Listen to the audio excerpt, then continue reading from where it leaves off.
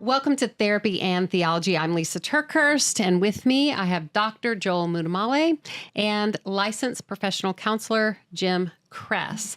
Now, we are doing a series right now in Therapy and Theology called Let's Stop Avoiding This Conversation, 6 topics women have big questions about. And in episode 1 of this series, we talked about why everyone loses when a woman is devalued. And in this very important episode, I want to talk about the part emotional abuse plays in silencing women. Mainly, we're going to really focus on the silencing of women. But first, I want to make sure we understand that there's 2 categories of silencing women. And we're going to cover those 2 different categories. In this episode, we're going to cover one, and in the next episode, we're going to cover the other. So in this episode, we're going to focus on personal silencing, and in the next episode, public silencing. But let me first start by defining emotional abuse. And certainly, if you guys have anything you want to add to this definition, please feel free to do so. Because, like I always say, Joel, you're going to bring the deep theology. Jim brings the therapeutic wisdom and education, and I bring the issues and sometimes Google definitions. Okay. Yes, why not? Absolutely. So here's what I found from Psychology Today. Emotional abuse is a pattern of behavior. And if you're a note-taking person, I would love for you to really highlight that word pattern. Mm-hmm. It's not a mistake that someone makes. That's just an offshoot, a rare happening, something that because they are in an emotionally sad place right now, it happened. It's not a one-off. It's not a one-off. So emotional abuse is a pattern of behavior in which the perpetrator insults, humiliates, and generally instills fear in an individual in order to control them. The individual's reality may become distorted as they internalize the abuse as their own failings. And I think the second word I'd want to highlight is internalizing what the perpetrator or the abuser says, and then they, take it inside of them and really think it's their own thought or their own failing. Anything you want to add to that? Well, we've talked about before, indeed, the last episode about Aristotle saying we are what we repeatedly do, and I say repeatedly do and think. I like that internalization. And after I do that so many times, I think it's experientially for me with what I see in people and what's been my own journey at times, is it's autonomic and automatic. I'm not even trying to do that rut where it's like, it just goes right in. It becomes automatic. And the next thing you know, I'm believing really lies. And in a moment, I believe them in that moment. The other danger, I think, is people back away from calling emotional abuse abuse. Yeah, they do. It's a lot easier to name physical abuse because you see it, you can touch it. It's just so very evident. I think people are nervous about emotional abuse or even calling what is obviously emotional abuse abuse because of several reasons. I've heard, well, there's always 2 sides to every story. Just personal caveat here. I really cannot stand when people say there's always 2 sides to every story. I get what they're getting at. Right. But this isn't a spectator sport. This is somebody's life being really, really very much hurt and diminished and devalued, like we talked about last week. So, when you say there's 2 sides to every story, why are we even talking about sides? Let's just get straight to the problem and let's help whoever's being hurt. That's more of the emotional abuse to say, well, there's 2 sides to every story. And when you look at, now as kids we heard, and you all have heard this, sticks and stones may break my bones, but words will never hurt me. As you know, I told you that I fell recently, just tripped, and I bruised this finger, part of this, and you even noticed it the other day when we were in our planning session. So you can see some of the bruising there. Mm-hmm. The thing is, even studied in domestic violence, this is not about go hit someone, but when you're hit, the body keeps the score. The body knows. The bruising says, oh, the tenderness right there says, I remember, I know what happened. But when it's emotional, and I'm going to add, as we all are going to add, the spiritual abuse, especially the emotional abuse that goes on, I don't always see the bruising. And inside I'm looking, did it really happen?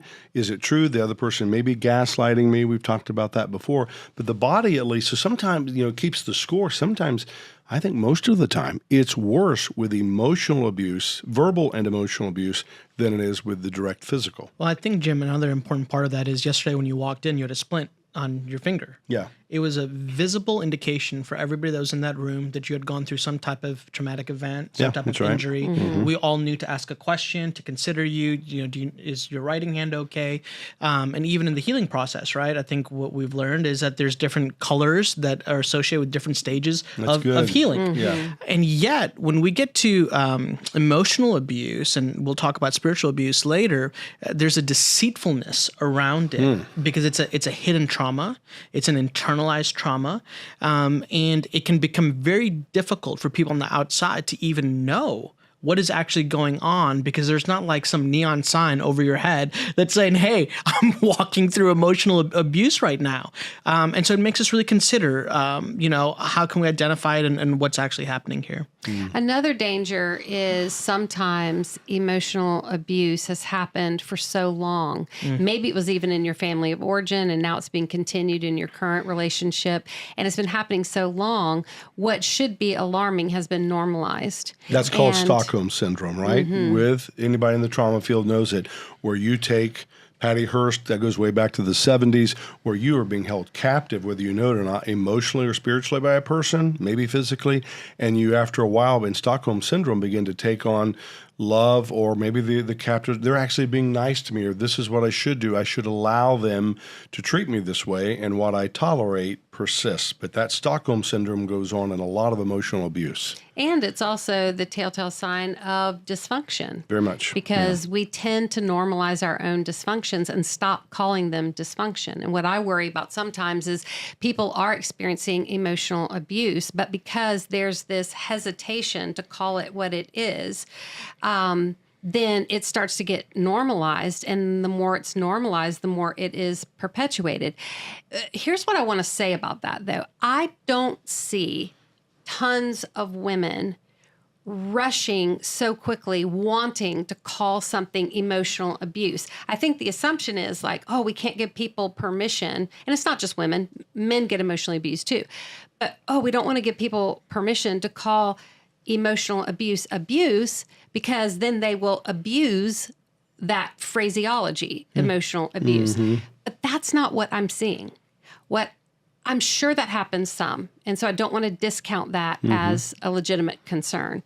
But what I see so much more is that women and other people who are being emotionally abused, they're not rushing to call it emotional abuse. They're actually staying silent.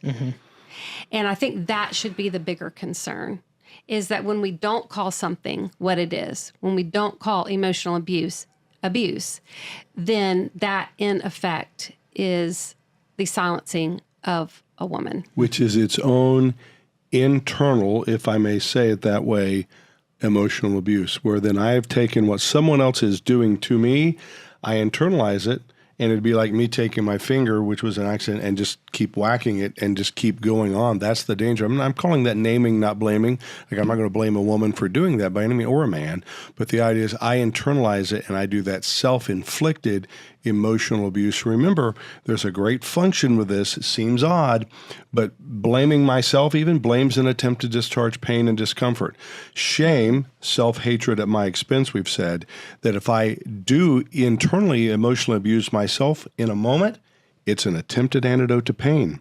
It actually works in the moment. Research shows that. But what happens in the longer term, really even in the shorter term, is I'm going to bruise my entire soul. But in the moment, it can feel like people, we can go down the line of people cutting themselves. You hear a lot of that with younger people.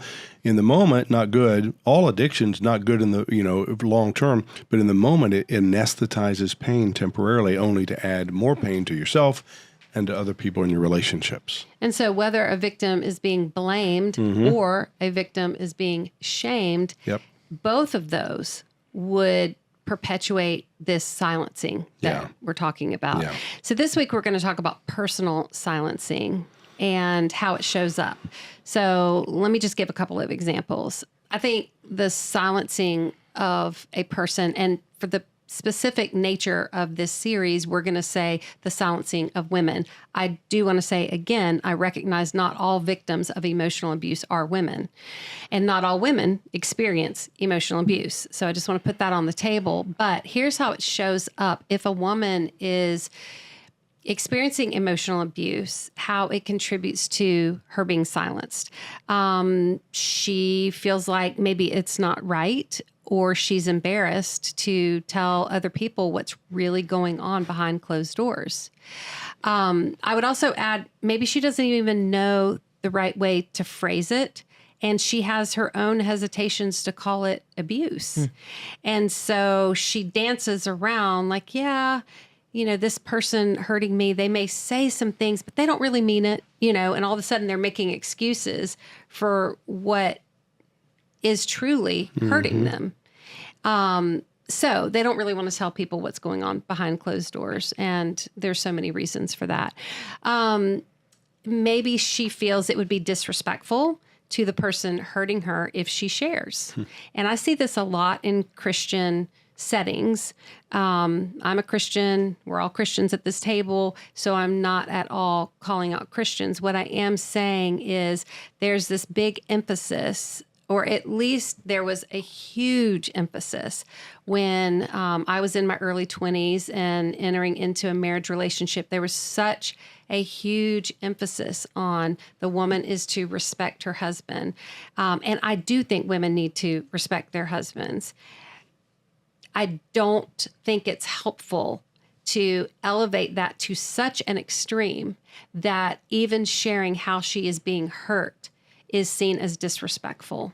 And so I think that's another reason why sometimes it contributes to the silencing of a woman. We all know, we've talked about this, that the other person, if it was a marriage, we're talking about that just for a moment, that the wife may say, I want to just go to a counselor or an older woman like Titus 2 and share part of what's going on to tell the narrative how I'm experiencing things in my life and with my husband now, that indeed that husband often will, if he's not healthy at all, he will feel betrayed because it's the Wizard of Oz and the curtain is being pulled back. She's not just ripping it back to expose him, but she will feel, as she's telling her story, often the threat of he's going to feel exposed. Ma'am, is your energy, your plan to just go expose him? No, I just need to share this.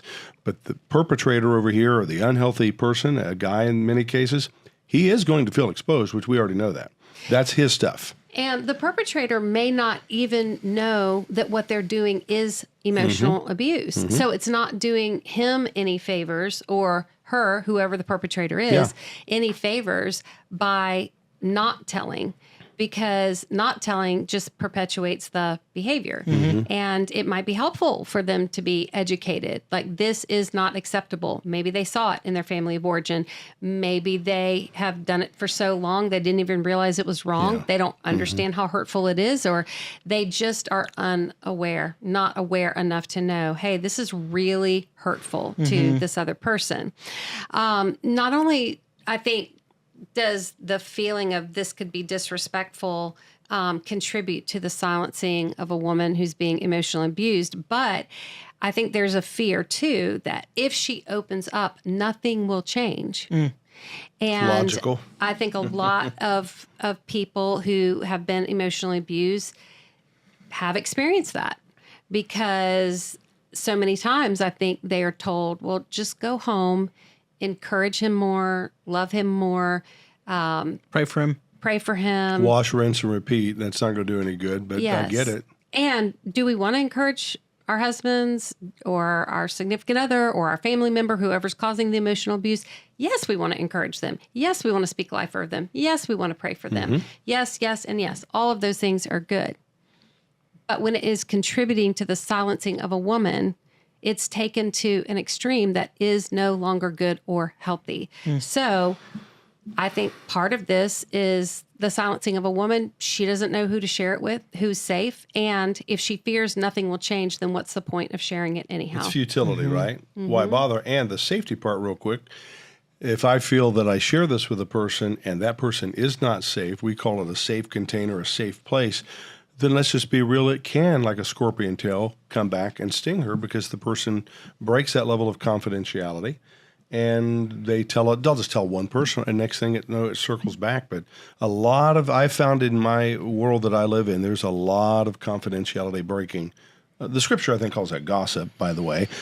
And you share your story, you better be careful. Slander. It's a hot mess if you share your story, any part of your story, with someone who just has to tell one other person. Thus, they're not safe. I think one of the challenges with this, too, is that it is a reversal of the ideal of Eden.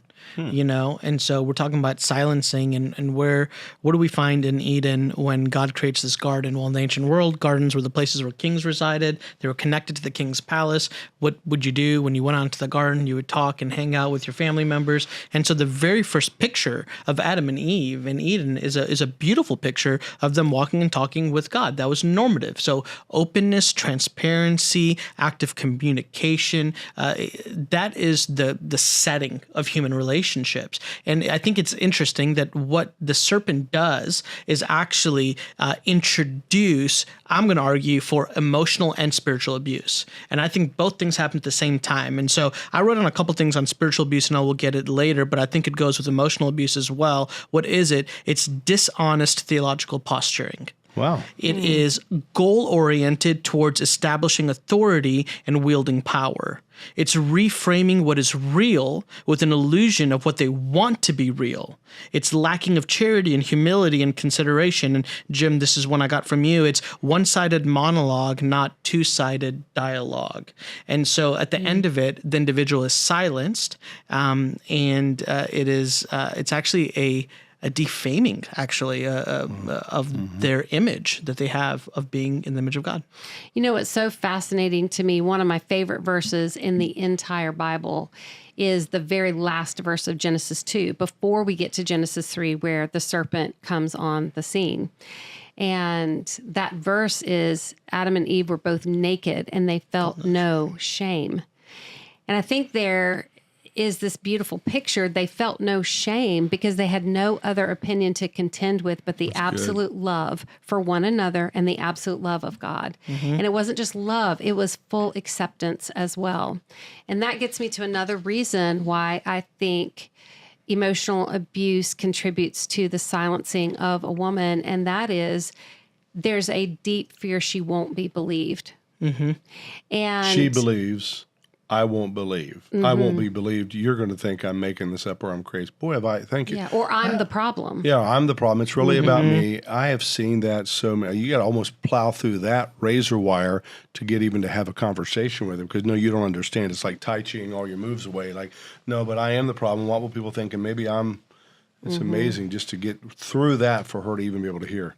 And sadly, in talking with hundreds of women about this, I have heard that a common response that automatically makes her not feel believed is when they say, well, what did you do to cause him to say that? Well, what did you do to cause him to, treat you that way or whatever? And that's verbal and emotional abuse, live breaking news on the spot when someone says that, right? A lot of people don't realize they're continuating, perpetuating, but also having their own exacerbation of verbal and emotional abuse. And if it's a person in authority, a ministry leader, whatever it might be, now you add spiritual abuse on top of it. So it's a cascading, avalanching type of issue that is all affirming to a woman, that's being silenced, that it's got to be me. Yeah. I must be doing something wrong if the people that are in authority figures in my life, people that I trust, that, if the initial reaction is, what did you do? Not, let me hear what's going on, then it's devastating. It is devastating and leads to the last fear that I'll put on the table. I'm sure there's a lot of others, but if I share that I'm being emotionally abused, if I can even get those words out, I fear that I will be abandoned. I fear I will be rejected. I fear that, people will think less of me. All those are possible. I'm exposing what I should not be exposing about something that should just be a, quote, private matter. So what it feels like is silence is safer. Experientially, in the moment it is, I believe it is well put by you, Joel, for a moment it is safer. But we stay as sick as our secrets and as our silence. We really do. And so we want to cover this. This is a very long overdue conversation, and I think it's important. So if you have been experiencing this, I want you to lean in.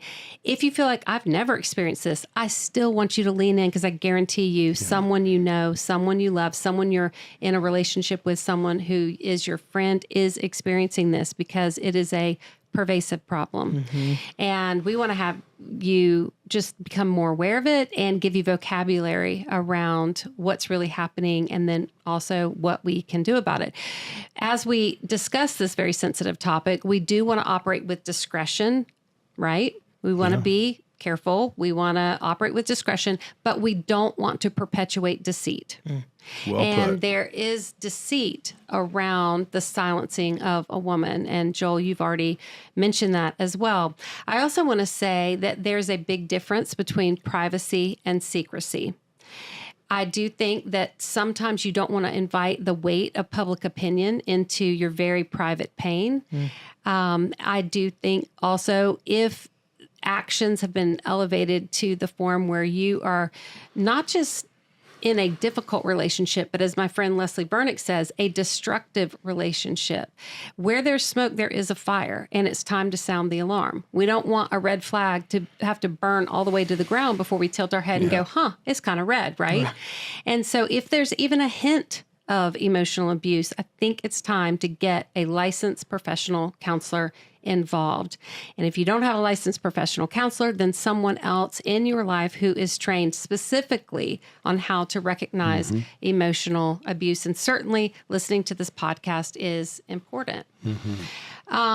So as we go into this, operating in privacy, but not perpetuating secrecy, here's what I mean by that. We don't want to invite public opinion. So maybe don't go share this on social media, right? Of what you're experiencing, and ask the whole world, is this emotional abuse? So we don't want to invite the weight of public opinion into the private pain. But we do have to recognize that privacy is for the sake of healing. So if we are in a situation and the other person is repentant and they're humble and they want this pattern of behavior to be addressed, then hold it private and the two of you work on it and get a trained person involved. And then that's fine to hold it private. That's not being silenced. But what I see more often is that women feel like they're being forced to keep secrets. And secrets are for the purpose of hiding, not for healing. And secrets actually perpetuate the problem, because what is kept in the dark stays in the dark.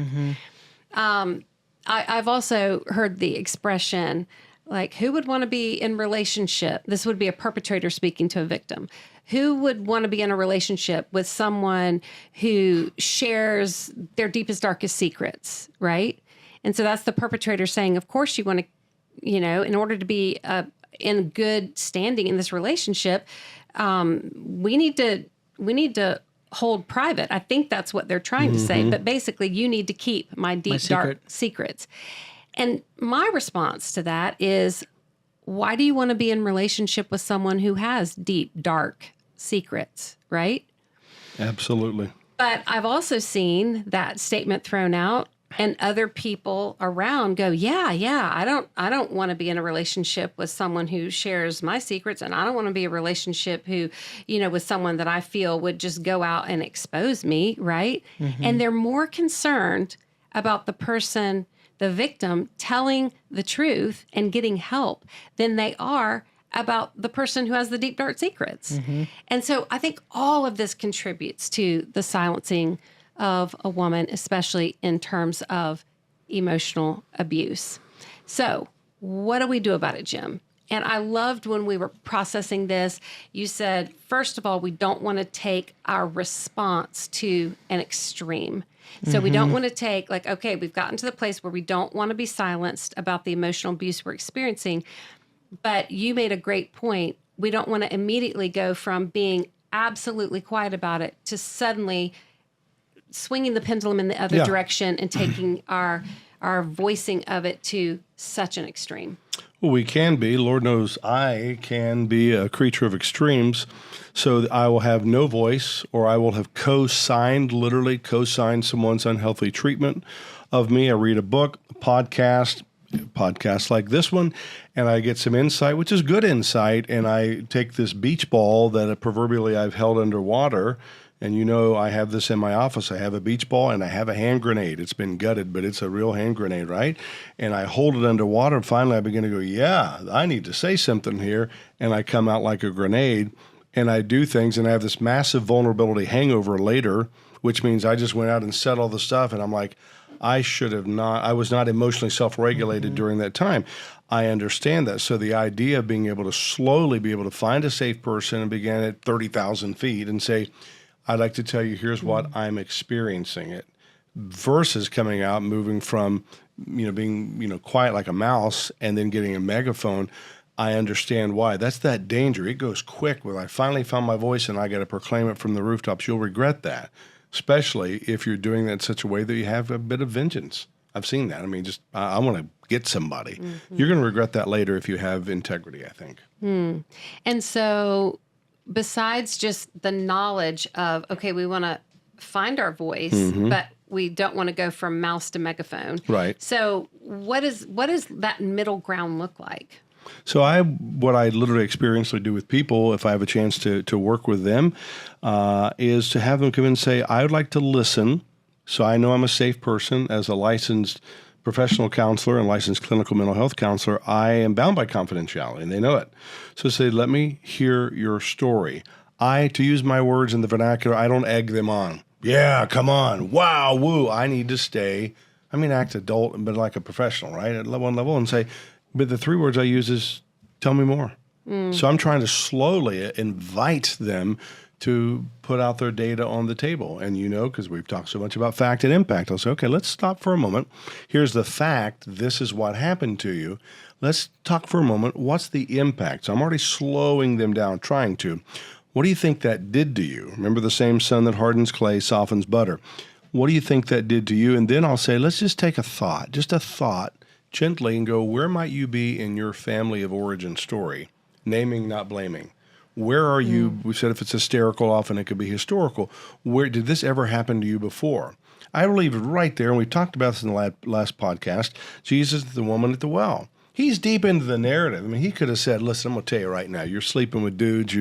He finally says, and I just feel him lean back and say, tell me about your husband. Now, that's a wise counselor. That's a wise friend that doesn't just go for the jugular right away. So I try to draw them out, and I'm trying to invite them to emotional self-regulation that they literally, in this amygdala part of their brain where trauma is, can slow themselves down, regulate, and say, yeah, this is what happens. And I use then my hub. It's not a technique. It's true. HUB, I hear you, ma'am, and I understand you. Or I'm trying to understand you. And B is I believe you and I believe in you. Because most people just not believe. They're going to think, oh boy. But I'm working, and you as a good friend, watching, tuning in, listening today, can help your friends as iron sharpens iron. You can help them regulate. And let's just remember the word of God in Proverbs 15:1, a gentle answer turns away wrath, turns away anger, double hermeneutic. As I get gentle with you, it's going to lower my anger. Whoa!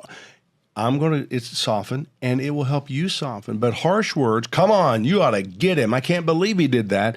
My harsh words stir up my anger and will stir up yours. That is one of the most powerful applicable verses for talking about emotional and spiritual abuse. I like what you said there, Jim, about fact and impact, because sometimes the facts get a little confusing. Well, does that qualify as emotional abuse? Does this qualify as emotional abuse? I don't know. And so I think with the fact, we have to look at the spectrum of severity and the spectrum of occurrence. So that's important. But I think a bigger thing that I think gets left out of the conversation is the impact. I think it's easier to identify emotional abuse when you consider the impact that it has had on the person experiencing the fact. And we're back to the bruised hand that we can see, the coloration, and Joel's excellent point that he elaborated on. That is the impact where it gets harder to say, what is the impact to my soul? I think it just takes some time. Proverbs 20, verse 5, the purposes in all of our hearts are deep water, so we must go down deep to draw them out. It's harder to see that emotional and spiritual impact. Joel, I want to get to you, but before we do, Jim, there were 3 G's that I found really helpful when you were talking about, okay, we don't want to be like a mouse, but we don't want to swing it over to a megaphone. And that was grovel, grandstand, and then grounded is in the middle. So do you want to just touch on those 3 G's? Pretty simple. I just sat with someone one day a number of years ago, and I said, you don't want to do this. Thank you, seriously, Holy Spirit, for being my teacher. The Holy Spirit gave it to me. And I said, in a relationship, you don't want to grovel.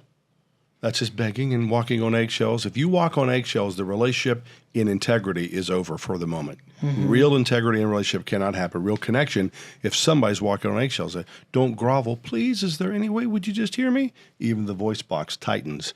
The other extreme is, well, fine, I won't grovel. I'm going to grandstand.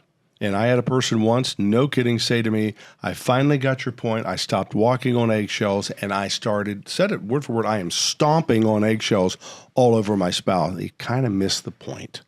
Don't grovel, please, beg, don't grandstand. I'll just get big, and here's my line in the sand. I dare you to cross it. I see people do that. And start throwing emotional abuse back. Right there, quid pro quo, Clarice. It's like bam, bam, bam.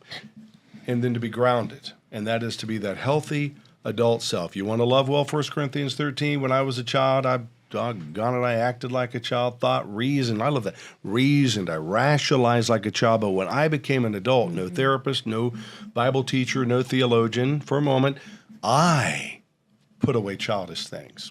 So that piece is to be grounded, is to say, is somebody going to come at me and then I just react, or do I want to learn to take a breath, lean back, and respond, not react? It will change over time. You say, man, I feel more like an adult. I'm responding. They came in and pressed buttons, so you don't have to show up to every drama you're invited to. You just don't. You got popcorn and a Coke and say, I might show up to this one. No.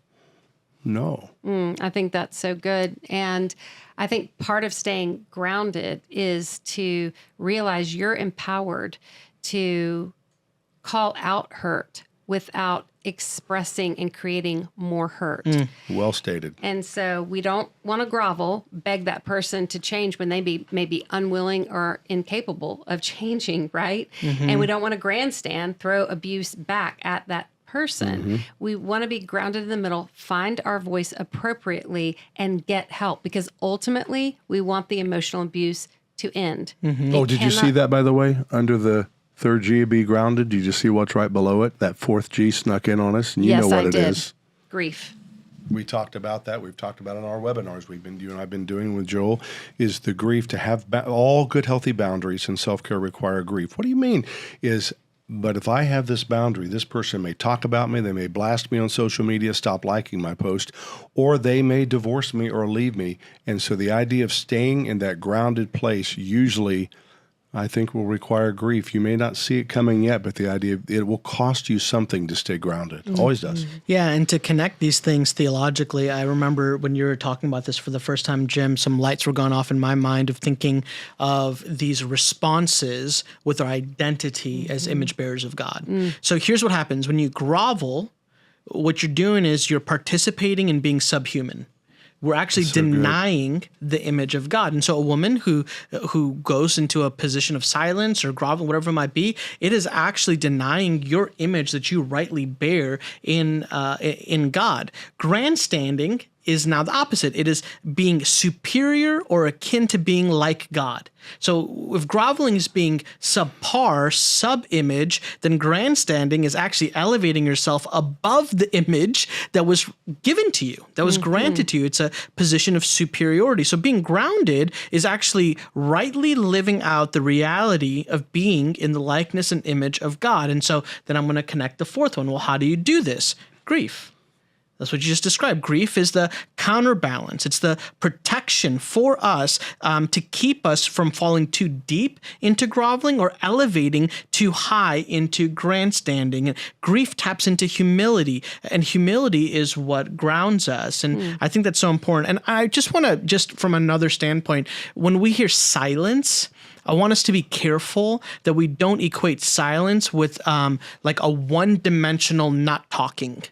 Right? Because actually, as in wisdom? No, I don't know if that's what you mean. Like there's a place to not talk. Yeah, so there's a place of meditation. So yeah, and we'll get to that. But I'm also thinking about the Garden of Eden when the first temptation takes place with the serpent. Yeah. The serpent is so deceitful because the serpent doesn't just squash the conversation, right? The serpent actually reframes, realters. It brings in theological dishonesty. And what happens is a silencing through suppression. So the woman is able to speak. The irony is that Adam's the one who's silent the whole time, right? That's the greatest irony of this entire thing. But there's a suppression. And so if you're in a position of suppression where you're being silenced or you're being almost manipulated, and this is the other danger, you're being manipulated and almost led with the breadcrumbs down a certain way to think, to act, to feel a certain way, that is a type of suppression of your identity, of who you are as a human being, that takes away that rightful expression of being able to be honest and transparent with what you're feeling and what you're doing. And so here's the other question. Well, why do I deserve a voice? Like theologically, I don't know if there's anybody thinking like, why do I even deserve? You can count on that because I've heard that myriad of times. Do I even get to speak? Should I? Do I have the right? And my answer is really simple, because you're a daughter of the king. Come on. Because you're a son of the king. Because you're made in the likeness and the image of the king. Now, here's the interesting thing about being royalty. Being royalty gives you incredible privilege, incredible honor, and there's also simultaneous massive responsibility. Mm-hmm. And so we have the opportunity and we're being welcomed into a conversation, and the action of denying that and stripping that away from you is an offense. This is just me talking at this point. It is offense against the royal image that you bear. Love that. Okay, I'm going to do truth. I'm going to say statements, and I want you to say this is true or this is false. Okay? Is this a contest between Joel and me just to see? No. See who wins, keep score. And I'm only going to ask a couple of these, but I think it's important. Joel, we'll make you go first. Theologically speaking, if someone is experiencing emotional abuse and they're feeling silenced in that emotional abuse, will it get better on its own? Absolutely not. Jim? From a therapeutic standpoint, if I am just quiet about this emotional abuse and I'm just silent, like I allow myself to be silenced, then will it get better on its own? No, it's carbon monoxide. It's colorless, odorless, tasteless gas, and you will die. Mm-hmm. Okay, let me throw out another one.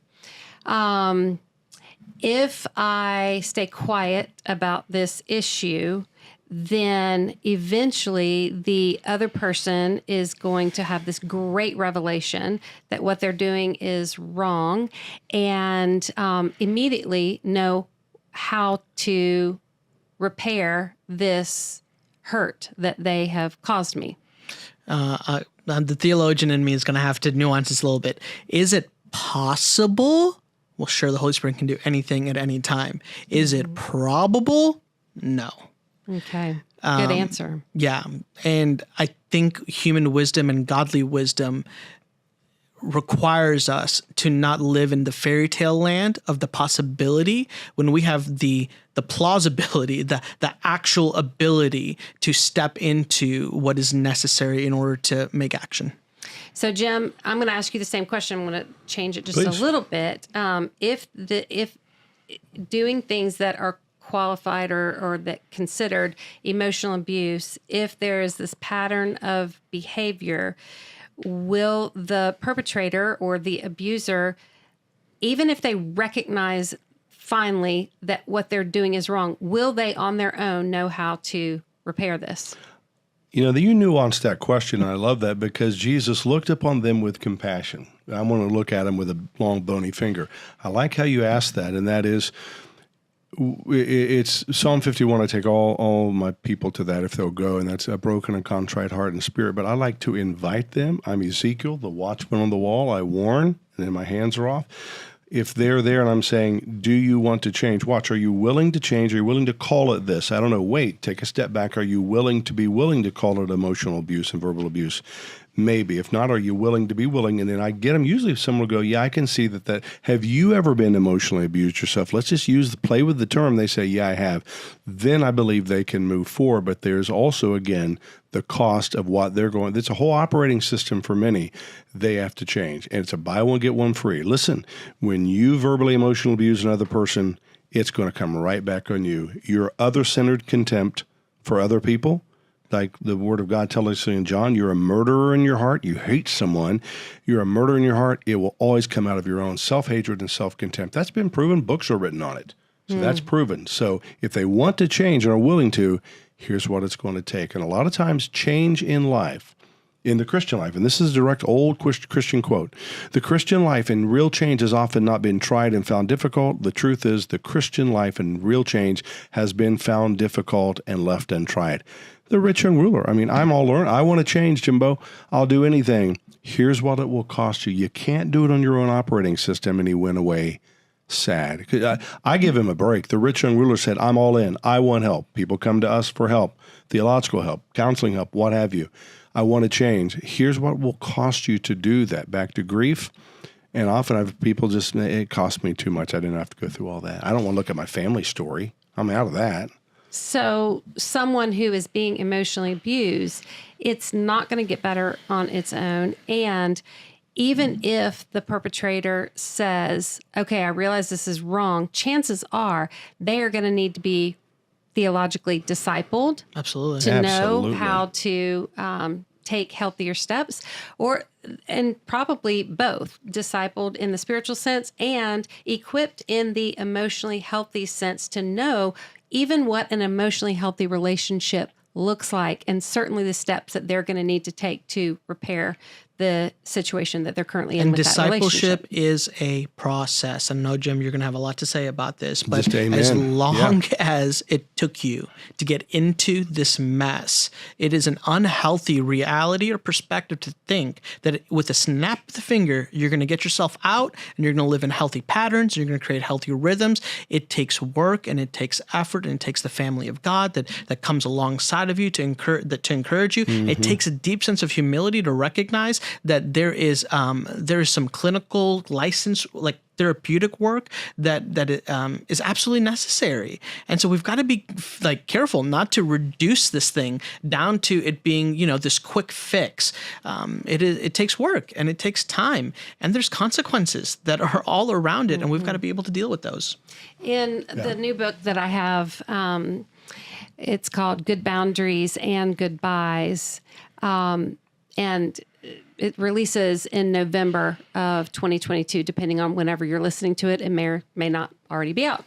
But I talk a lot about realizing you need to have this notion that you're not powerless or stuck in this. Because if an emotionally abused woman or an emotionally abused person hears that it's not going to get better on its own and that this other person is going to need to own it and take the necessary steps, their mind may automatically go, what if they are incapable or unwilling to take those steps? Now what? Because now I'm back. If they're unwilling or incapable, now I feel powerless again.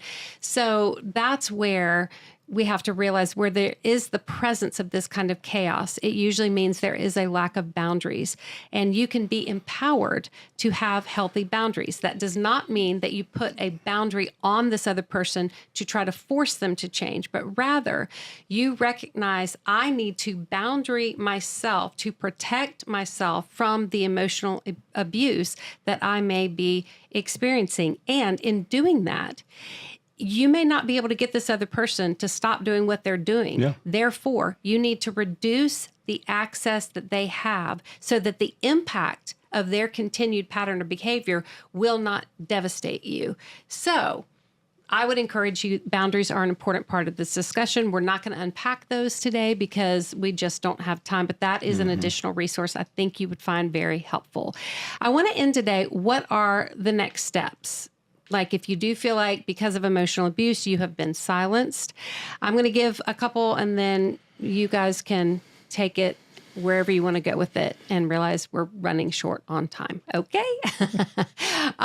So first, decide what's really happening to you. Is this a typical difficulty in a relationship? Because all relationships experience difficulties. Is this something that they're willing and capable of talking about? Are they receptive to being open to thoughts that you want to share? There's a big difference between a difficult situation in a relationship and a destructive situation in a relationship.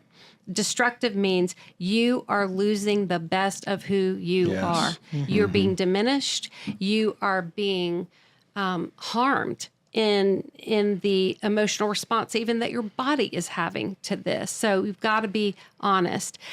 The other thing I would recommend as a next step is name the problem. It's important to name the problem.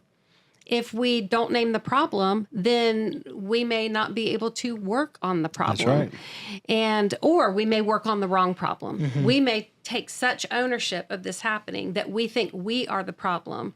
And, we may suddenly think, well, I just need to be more humble, or I need to be more long-suffering, or I need to just forgive 70 times 7. We do need to forgive 70 times 7. But Jesus, knowing the nature and the nurture of Jesus, watching and reading about him and how he operated in the context of human relationships, Jesus never perpetuated abuse, and he always had sympathy for the oppressed or the ones being harmed. So when Jesus says, forgive 70 times 7, I believe that Jesus is saying, create enough distance between you and that other person that if their continued pattern of behavior that is hurting you never stops, that you can forgive from a distance and not be destroyed in the process. So anything that you guys would like to add as next steps for someone listening and thinking, I identify with this and I need to know what to do about it? If you're in the middle of it, I would just ask you, and what I've already said, remind yourself that you are worthy of the voice that God gave you. Thank you, Joel. In the show notes will be the reference of a dear mutual friend, Leslie Vernick. And I would encourage you to go on social media. She has a wonderful presence of a lot of free material. She is my go-to person when it comes to emotionally abusive and destructive relationships on any level. She's godly, she's biblical, and if you will go there, we talked about safety earlier. This is an incredibly safe, wise woman who will help guide you through it. Leslie Vernick, and that information will be in the show notes. Yes, and I have turned to Leslie for so many resources, and so grateful for the ministry and the coaching that she has to take what we've started today and make it even more personally applicable for what you're walking through. Mm-hmm. Jim, thank you so much, not only for what you've contributed to this conversation, but it's no secret, you are my personal therapist, counselor, all things healing guru, and I am so grateful for you. And Joel, the number of hours that we have processed this very topic, sitting around tables from a theological standpoint, I'm so grateful for what you've added today, and so grateful for what you've given me in my own personal healing journey. So we're grateful for you. Thank you. Amen. Totally. Thank you. And on that note, we'll say goodbye until next time.